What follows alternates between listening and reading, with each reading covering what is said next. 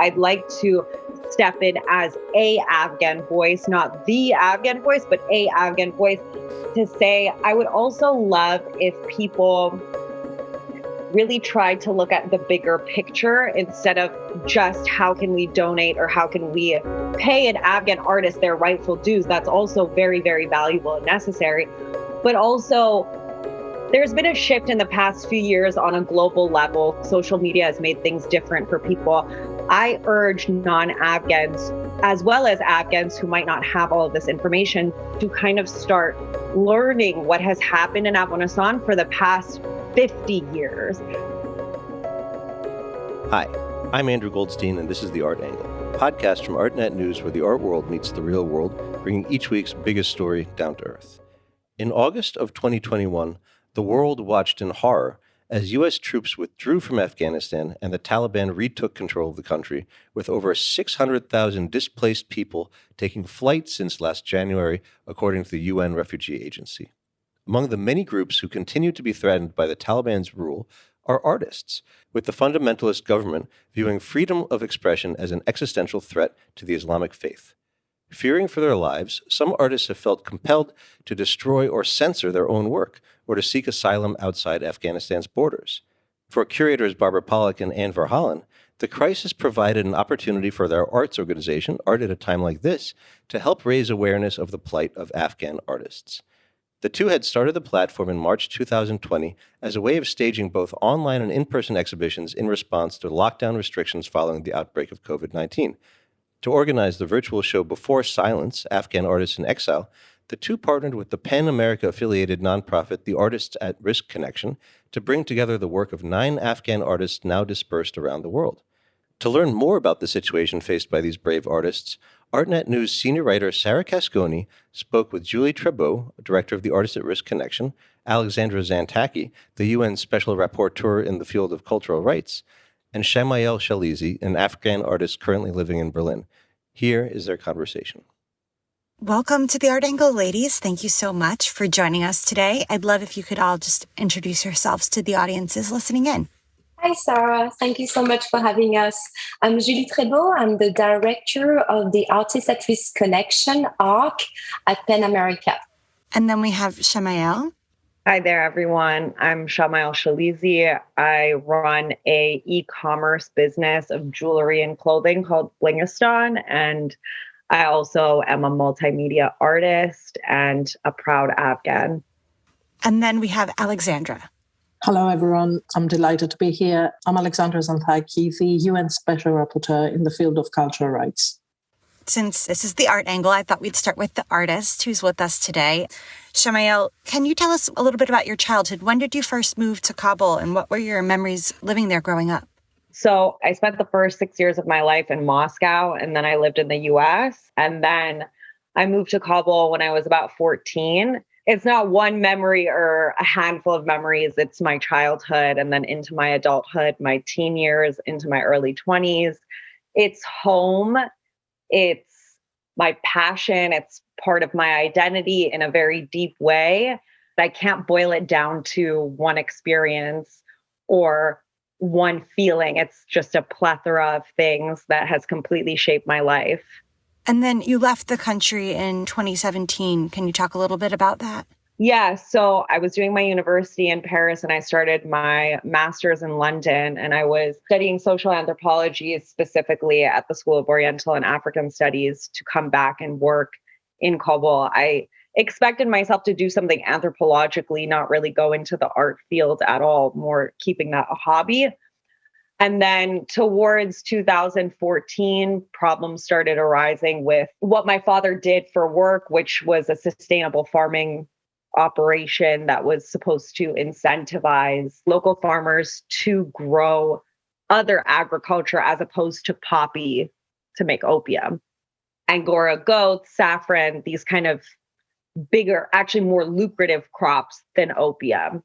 So around 2014, problems started arising. There was a lot of corruption in the country. There was a lot of traditional, culturally specific problems arising in my family. And in 2017, in October, my father passed away.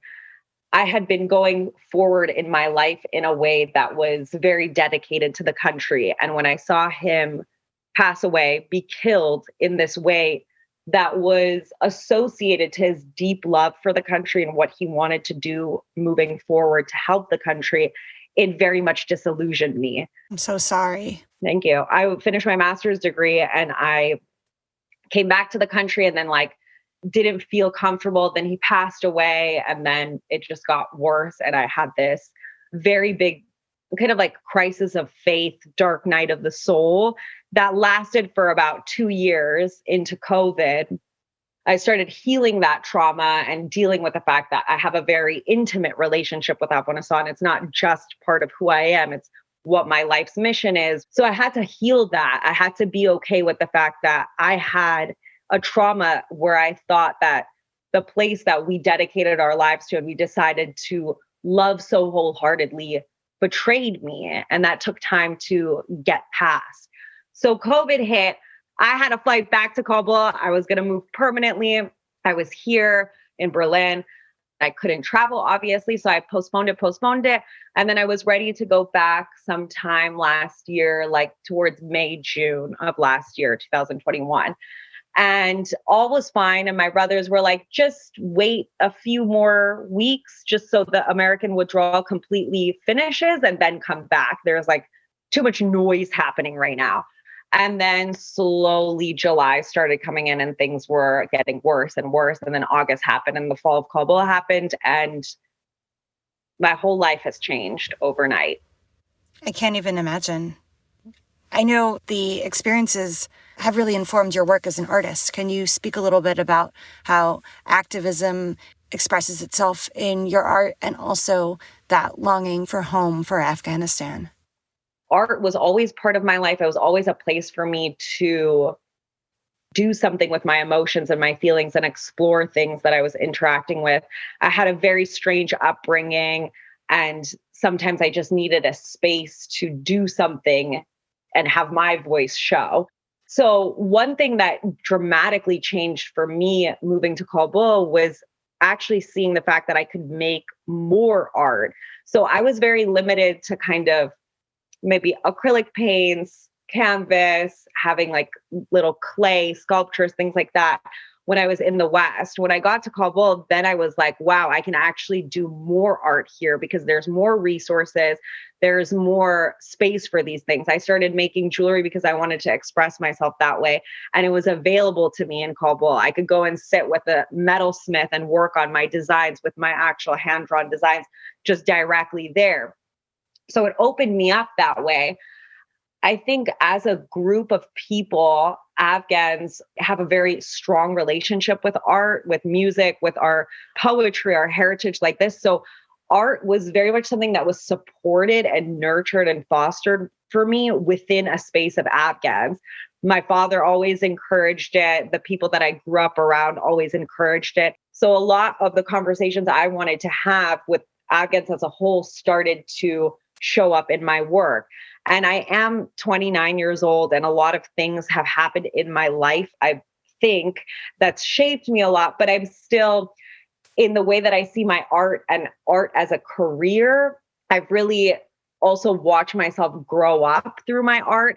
There's some art of mine on the internet, for example, from 2017 that I have absolutely no feelings towards anymore. It's not part of me. I've processed that. It's not my identity anymore. And since I work so much with identity, I find this very interesting to see time change a step. That was my story then. It's different now. And that development. I also have this very sad story associated to my art. But when things started to go downhill for me and my family in Kabul, we lost the house that we were living in and we were homeless, which is terrible in and of itself. So I would guess 60 to 70% of my life's work was lost in that.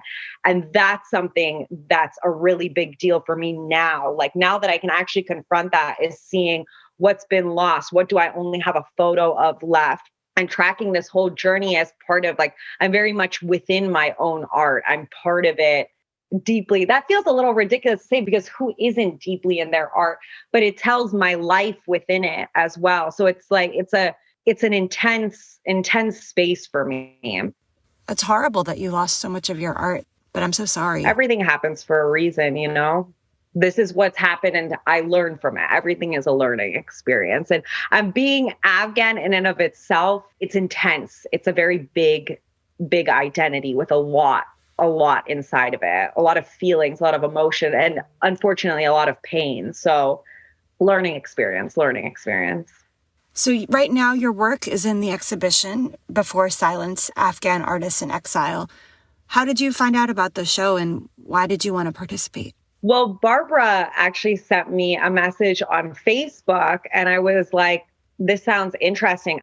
I'm trying to take almost every opportunity where someone gives me a platform to speak about Afghanistan, especially when there's room for my nuances to kind of be spoken about specifically, because I don't ever admit to being 100% part of the Afghan diaspora, nor do I feel 100% attached to being born and raised in Afghanistan. I'm somehow a mix of both and yet none. And unfortunately, this is something that is not at all understandable to a huge majority of people. When I have a little bit more room to be like, I'm not this, nor am I that, can I have a third way in and can I show that? Then I'm also going to take it for that reason as well. And what pieces do you have in the show? And can you tell us about them? Actually, interestingly enough, one of the pieces that are in the show was the exact piece that I was referencing that I have absolutely no connection to anymore. And I feel like that's a part of my life that's been explored and dealt with, right? Which is the series of, I think it's 19 or 20 portraits of myself that I did in my early 20s. I had this idea for a long time and it was called Tell Me Who I Am. And it had to do with how identity is not just what I feel like I am, it's also what I get read as. And that could have to do with skin color, the accent in whatever language I'm speaking in, as well as people's stereotypes, right? So I wanted to explore that. And it was born out of being in Paris and going to university there and how I was interacting with my identity and how it was being received in specific instances. That is one piece that's in this exhibition. And I think I'm doing a collection.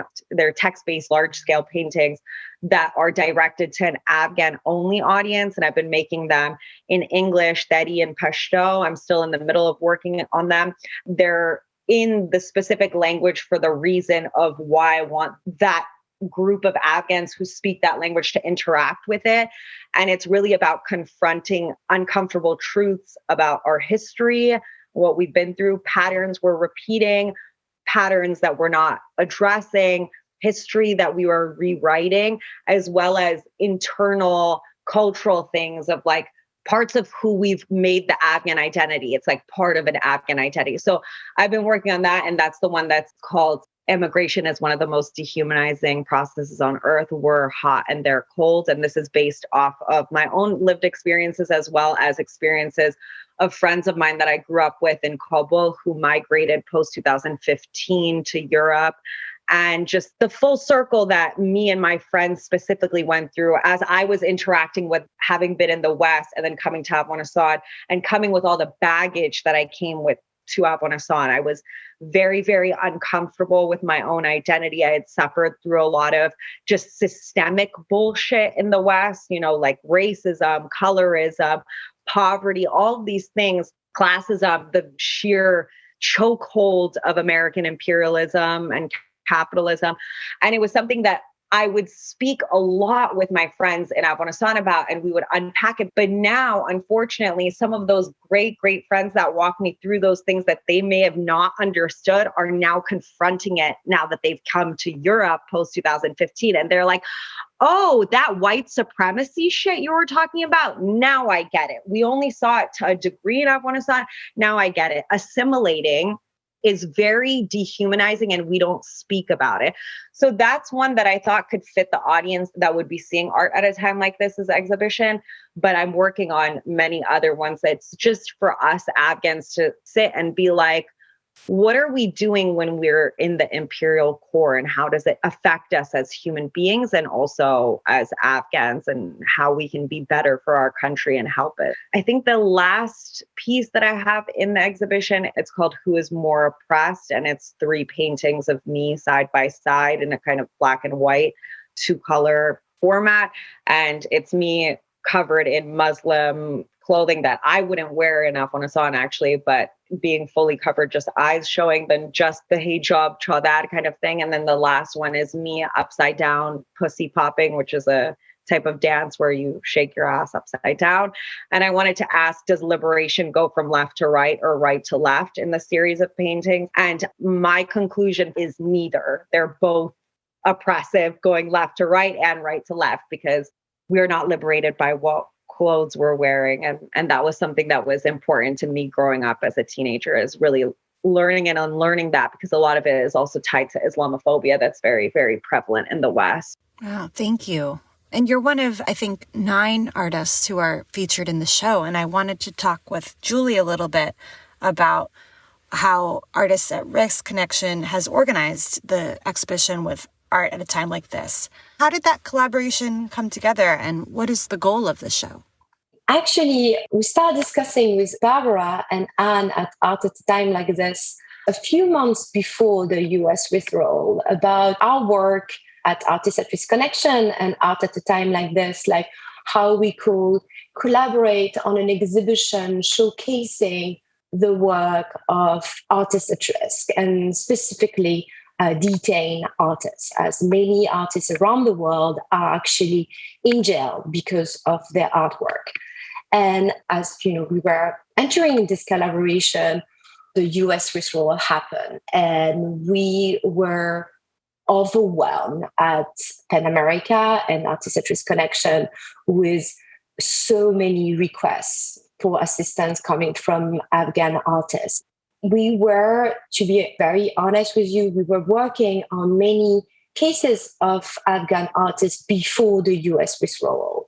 It started in 2018 with many requests from photographer, filmmaker, and musician. We were receiving attacks against themselves, their artwork from the Taliban already, and alerting us that any people were speaking out against the Taliban and against the corruption of the government were putting on a watch list. So we realized that something was really happening in Afghanistan way before the US withdrawal. And of course, when it happened, we were submerged by all those requests. And I went back to Barbara and Anne and saying, listen, we really should create a space where we could showcase the work of Afghan artists. And it's how, we started working on a list of potential artists. And together we kind of arrived, at this idea of hosting a virtual exhibition that could really share the work of these powerful artists with the world, and without running the risk of any pushback on an event or on a physical exhibition. So this is, what we wanted to achieve. Like, what does it mean to be an Afghan artist at a time like this? And ARC, can you speak a little bit about what inspired its founding and its work over the years to protect artistic freedom around the world? So the Artists at Risk Connection, ARC, is committed to safeguarding the right to artistic freedom of expression and ensure that artists and cultural professionals everywhere can live and work without fear. So we are a global network of 800 organizations providing crucial resources for artists at risk. So ARC really plays the critical role of liaising between threatened artists and the organization that can support them. So we raise awareness around threat to artistic freedom and the work of persecuted artists, but also mobilize art and cultural institutions to play a more prominent role in assisting their field's most vulnerable members. ARC is a program of PEN America. So as you know, PEN America and the PEN network, so we are the American chapter of PEN International, we have centers all around the world. We are dedicated a lot of resources and our work in helping persecuted writers. But since past more than 10 years ago, we were receiving more and more calls from non-creative writers, and we didn't really know how to help them. There was not a really clear protection mechanism for artists from all disciplines. So it's how we created ARC to kind of fill this gap, to have a bird's eye view of the field of artistic freedom and help to connect artists with the support that they need. The most kind of requested type of assistance are emergency fund, legal assistance, fellowship, and residency, but most of them ask for relocation program in neighboring countries. So they don't want to stay far away from their audience, their family, be in a kind of country where they can speak the language, that they have familiarities. So we play this role in assisting artists to be connected with the support that they need, because the support, unfortunately, I'm saying unfortunately, but it's very fortunate that there are support for artists, but it belongs mostly to human rights organizations. So there's kind of a disconnect here that we are playing, filling that gap of kind of telling artists, here are the support, and this is where you should apply. So we help them applying to emergency grant, to all those type of support, and assisting them to get successfully this support. That sounds like really important work that's helping so many people. That's amazing. I wanted to ask specifically about Afghan artists right now and what you're hearing from them.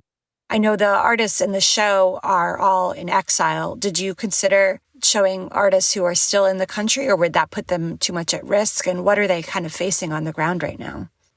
All of the artists in Afghanistan was kind of immediately at risk after the Biden administration announced the withdrawal and the Taliban took over.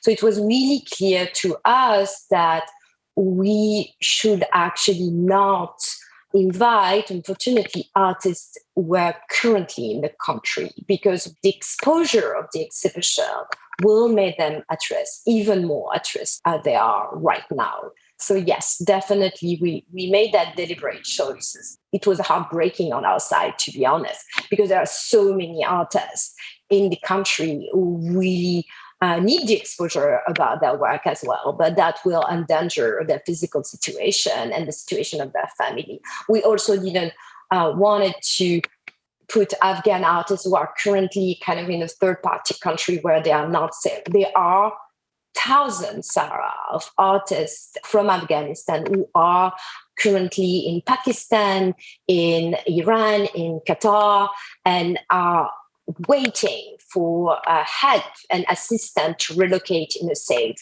country. So we also, we're thinking, if the person was not in a safe place, we will not, unfortunately, put them in a show. In the hope that actually this is an ongoing collaboration, we are still continuing inviting artists like this. We can be able to invite those artists when they will be safe to participate in the show and to access this platform.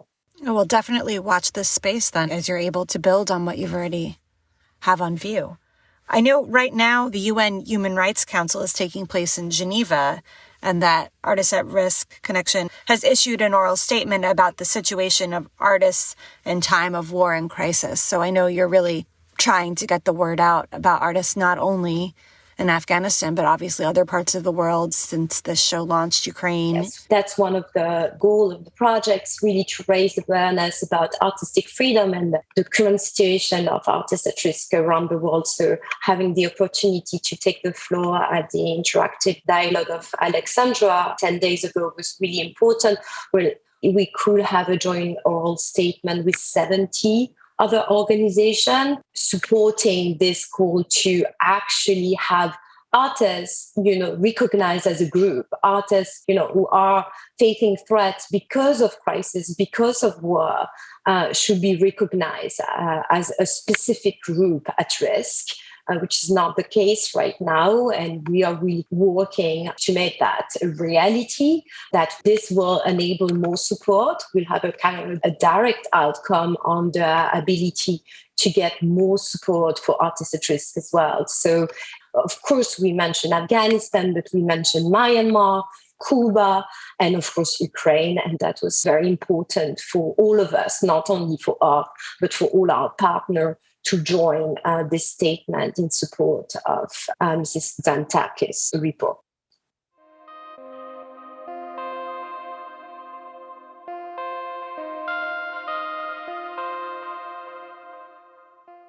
So I wanted to speak with Alexandra. Your job title is the UN Special Rapporteur in the field of cultural rights. Can you kind of tell us a little bit about what exactly that entails, how you came to be appointed to this job, and is this the first time that the UN has had someone in this position? No, I am the third UN Special Rapporteur in the field of cultural rights. They're called the jewels of UN structure. They are individuals who are nominated, elected, and appointed by the United Nations to focus on specific themes or on situations in specific countries. There are 55 special procedures. So there are UN special rapporteurs, independent experts, and working groups. We call them special procedures. And they work very well because they issue thematic reports, which means that they draw attention to specific issues within their mandates. And also they issue communications. So they receive complaints or information about concerns individuals may have within a state with regards, again, to their mandate. So for me, it would be cultural rights and cultural diversity within countries. And we enter into a dialogue, a confidential dialogue with the country, hoping that the country is going to change their policies or laws to stop the issue that concerns us. And if not, then we can mention publicly that we feel that this is an issue of concern, which sometimes has the desired outcome if the confidential dialogue doesn't. This is what the role entails. All of us, including myself, we're not being paid for these roles. So in a way, we're volunteers. And all of us have different main job. So, for example, I am a professor of law at Brunel University, London.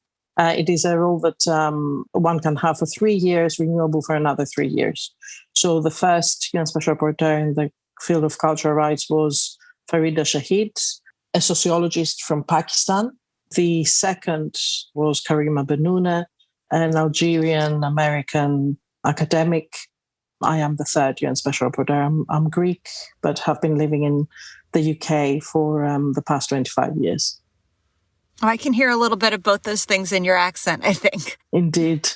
So can you speak to the impact of fundamentalism on cultural diversity and cultural rights and how that leads to artistic censorship? So the impact of fundamentalism on cultural rights and artists is very tangible and very real. Fundamentalism means that one is very clear about aspects of life and very black and white. And this is exactly what not culture is. Culture is this colorful, varied sum of traditions and view theories and approaches and cultures. And this is how fundamentalism impacts very negatively on cultures. But also it impacts very negatively on artists. Usually fundamentalism is very intolerant of anything that is different to it. I wanted to pick up on something that Shamail said. A lot of things that she said ring true with what the report that we have done on fundamentalism says. She said that culture is not static, culture is evolving. And also one does not have one culture. One has influences from different elements of culture. And you don't always know which parts of your identity come from which culture. And sometimes it's the mixing of these cultures. Last year's report of the UN Special Rapporteur was on the mixing of cultures, which I thought was quite interesting. And fundamentalism is very intolerant towards this. Unfortunately, we have seen this in Afghanistan. But we see this in many parts of the world. But I also wanted to be very clear that even in places that we feel are free and democracy rules, etc., we certainly see intolerance. Certainly fundamentalism is used at times to undermine specific cultures in places that maybe at the moment suffer from fundamentalist elites. So what Shamail said about the amazing Afghani culture, that sometimes the West, we don't fully appreciate the nuances and the different practices and different elements. For the UN, how does the UN see the role of arts and artists and the importance of cultural heritage around the world?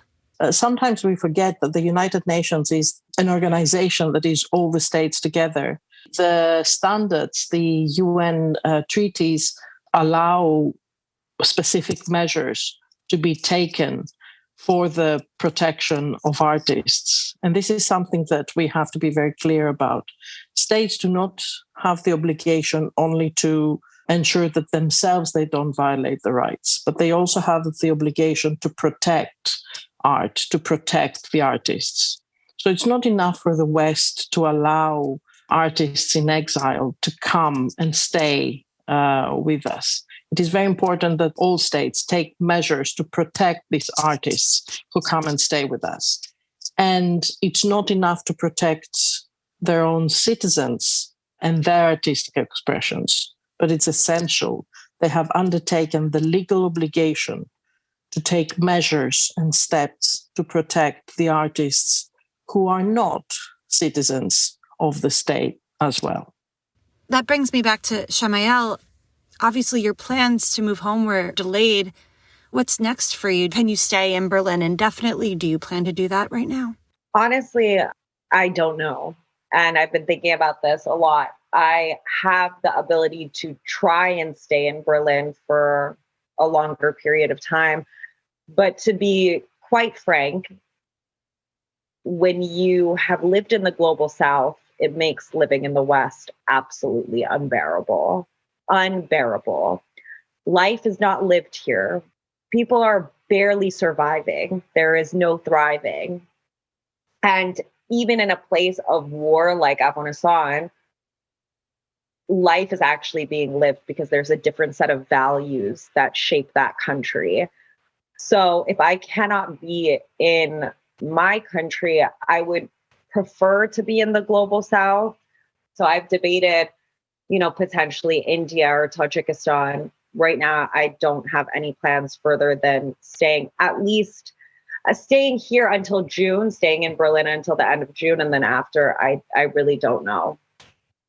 And I wonder, maybe all three of you, this might be something you have thoughts on. From what I've heard, the Taliban rule this time around is different in that there's been less overt cultural destruction, that, the museum in Kabul reopened under Taliban security. Do you see any hope that the regime will be more accepting of artists? If I may, I think it's very important, especially now, because it didn't happen 20 years ago and it didn't happen 30 years ago. So it'd be great if we could do it right this time. When we talk about the Taliban, we have to remember who the Taliban are, who they have allegiance with, and why are they doing what they're doing. Unfortunately, the Taliban are not just Afghan mountain men who are righteous and believe in a holy book. They are a group of, mostly the low levels, are impoverished child soldiers who had no access to anything, as some of the most oppressed people on the border towns of Pakistan, that's been a notoriously disputed area, taking advantage of the poverty and oppression of those people. And with the help of US funded books and armed weaponry, ISI and House of Saud, you got the Taliban. They're not born in a vacuum. So when they ruled in 96 to 2001, they had a specific role in the world. They were discussed a certain way. International media spoke about them in a way that was obviously self-interested. Now that the Taliban has taken over, without really the conversation that the Taliban have had provinces of Afghanistan. There's been fighting constantly for these past 20 years. There's parts of the country that I couldn't travel to because of safety. And there would be maybe passing by somewhere, oh, the Taliban took that area the other week and then lost it and then took it. There was never a moment where Afghanistan was truly liberated from the Taliban.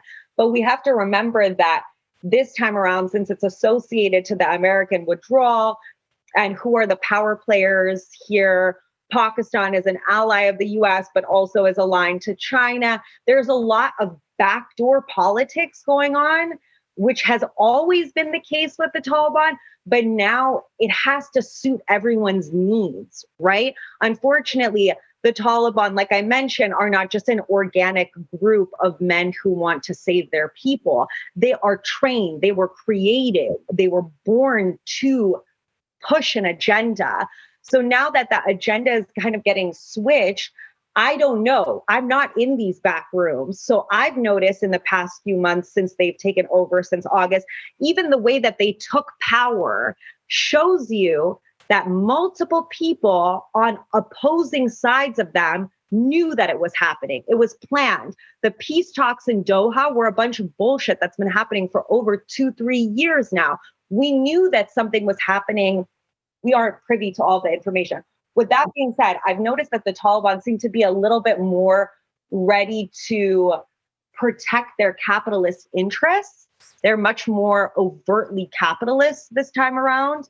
I think there is also a little bit, which doesn't mean that they're not being terrible and ruthless like they were in the 90s, but what they're doing is kind of discussed differently. Like we see a lot of non-Afghan media trying to spin that Afghans want the Taliban, which is like, have you guys been asleep? What are you doing this for? This is completely propaganda, right? So when you don't have all the pieces to the puzzle, I can't give any kind of intellectualized answer of how evil they're going to be and how not, without knowing what's going on behind closed doors. And also because there's too many other hands involved in this, and it suits certain people to do things in certain ways. And I've just kind of circled around the same thing, but I hope that that's a little bit clear. When you look at the Buddhas of Bamyan being exploded, Mullah Omar's idea with that was not because he was nervous that Afghans were praying to them. Never. He released a statement. He was very open about why he did that. It was because the foreigners were all up in arms, worried about the Buddha, while children of Afghan descent died on the street. And that didn't matter. We have to preserve the cultural heritage.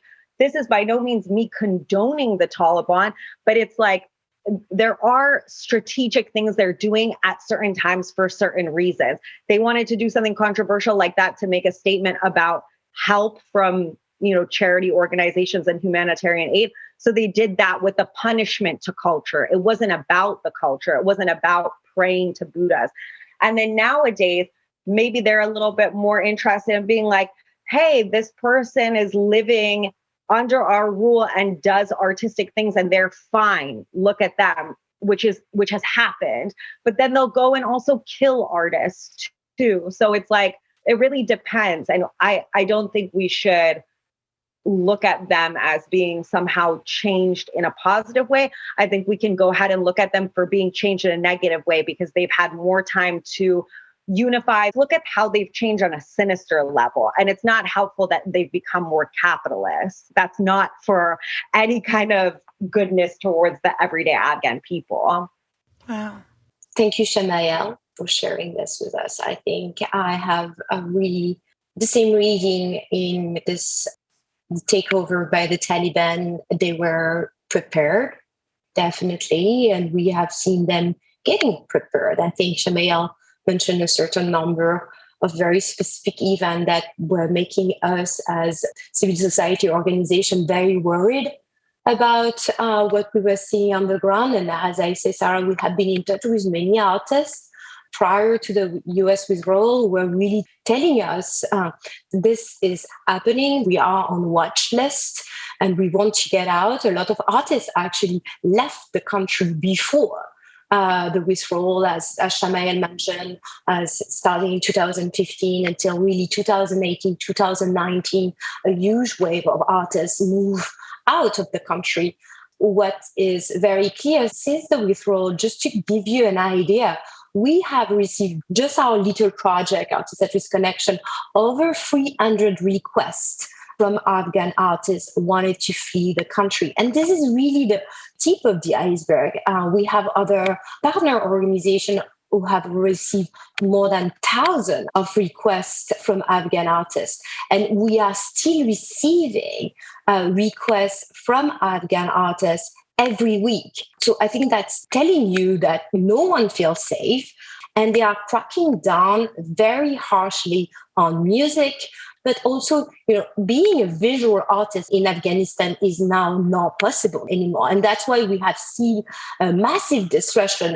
We have seen a lot of artists destroying their artwork in fear to be arrested because they have been speaking out against the Taliban. Also on these 300 cases, this is the highest number we have received coming from a country. We have received over 500 requests for assistance since 2017, coming from 71 countries, non-counting those 300 requests from Afghan. So it's just to tell you, at the size of a small project, how bad the situation is for artists and artistic freedom. And we don't see hope, to be honest. And I think that's why this collaboration with Art at a time like this is really important for us, to provide platform to talk about it.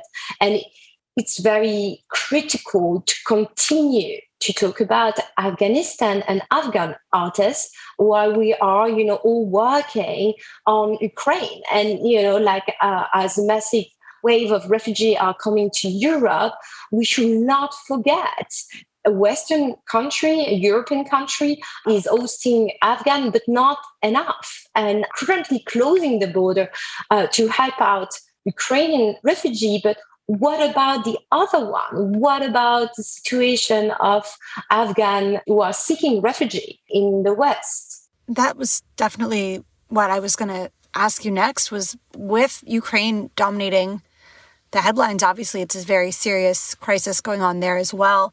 How important is it that we continue to stand with Afghanistan and Afghan artists? And how can people do that? What are some ways that people can support Afghan artists at this time and make sure that they're not forgotten, that they're not overlooked in light of Ukraine or other world events? Continue to share on social media, the artwork, what is happening in the country, to continue elevate the work of artists, but also to donate to Afghan organizations, especially arts and cultural organizations. There are many organizations who are seeking donation to continue the work they are doing, to buy artwork by Afghan artists. We must protect and preserve Afghan cultural heritage. We can only do that together. On the government side, I must say that the government must continue to keep their borders open to Afghan and issue visa to Afghan artists and Afghan cultural professionals. So we really kind of welcome country to kind of support, a path to permanent status for Afghan refugees, because they won't be able soon to come back to their country. I just wanted to answer the question that you posed, Sarah. As more crises arise in the world, it is very important not to forget the previous crises. And also it is very important to discuss why the world reacts differently to different crises, and to go back and check ourselves why maybe parts of the world feel closer to the plea of Ukrainian artists than Afghani artists or Iraqi artists. And for those artists or not who have tried to find asylum, they have faced a huge amount of trauma on top of the trauma they faced back in their countries. And we should create the space for these people to express themselves through everything, including through art. I think in terms of what can be done, it is important to ask the people of Afghanistan what they want to be done. There are hundreds of thousands of people from Afghanistan who are now outside Afghanistan.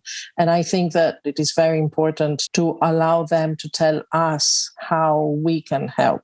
Self-determination is a very important right. And maybe we have not taken into account the right to self-determination as much as we should have in the past. And also, we have to recognize at the same time that politics and human rights go together, and there cannot be human rights development without some politics, unfortunately. And we should try to use the politics in a way that is constructive and in the way that promotes the rights of the artists and also the rights of the Afghani people. We keep going back to black and white understandings of how states react to crisis. It is important to remind ourselves that states, irrespective of their political agendas, have signed and ratified legally binding documents, and they have agreed to respect specific human rights standards. And we have to go back to that and tell them again and again and again that this is what you have agreed to respect. So it is up to you to respect this. I think also it is very important, the Al-Mahdi case, where the member of the Ansar Dine armed group operating in Mali was found guilty of the war crime of attacking historic and religious buildings in Timbuktu. And this is a fantastic precedent that we have now for intentional destruction of cultural heritage. And I think that we should use it as much as we can in Afghanistan, in Ukraine, and in other places where culture and cultural heritage is being destroyed. And I think also we have to attack cross themes, so extreme poverty and artistic freedom, right to participation and the right to opinion, etc. But I'm very clear that I really feel that we are here to help the people of Afghanistan to create the vision that they would like for their state, rather than telling them what we feel their vision should be for their state. Shamael, you seem like you want to respond to that. What I wanted to say is, if I could, because everyone's making really great points, and I'd like to step in as a Afghan voice, not the Afghan voice, but a Afghan voice, to say I would also love if people really tried to look at the bigger picture instead of just how can we donate or how can we pay an Afghan artist their rightful dues. That's also very, very valuable and necessary. But also, there's been a shift in the past few years on a global level. Social media has made things different for people. I urge non-Afghans, as well as Afghans who might not have all of this information, to start learning what has happened in Afghanistan for the past 50 years. It's not the past 20 years, and it's not since August. It's 50 years of things stacking on themselves. So if you don't have an understanding of how we got to this place, automatically it's going to affect how you can do anything and how you're even perceiving the situation. Because again, nothing happens in a vacuum. So we absorb things that we're told, like how refugees are getting treated differently between where they're coming from or not. We as Afghans have known that we are looked at this way, that, oh, our country has just always had problems, so we don't get as high of a place as Ukrainians. But question that within yourself. Decolonize the way that you think.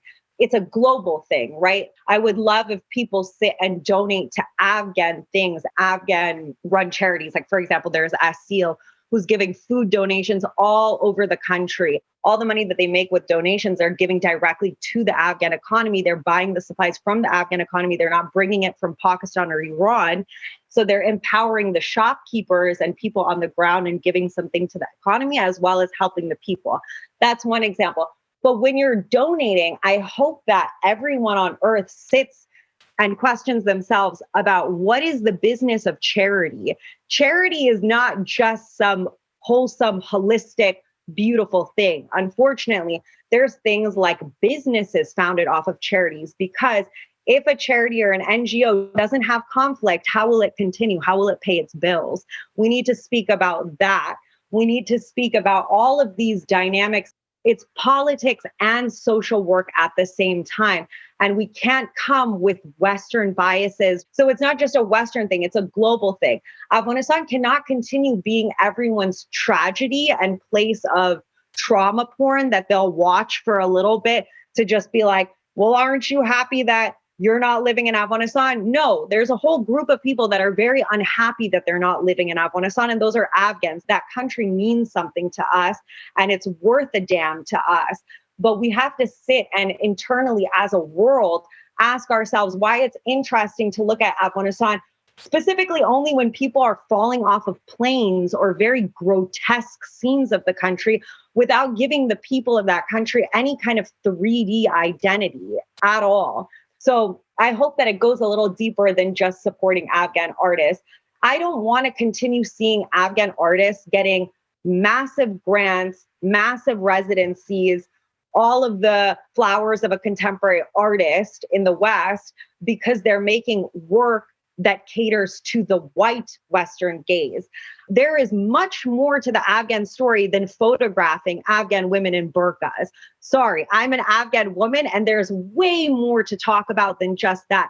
Do not just give grants because it's feeding the narrative that you and your people have told yourselves to make yourselves feel better at night. You know, we have to also examine that. What art is getting published? What art is getting spotlight?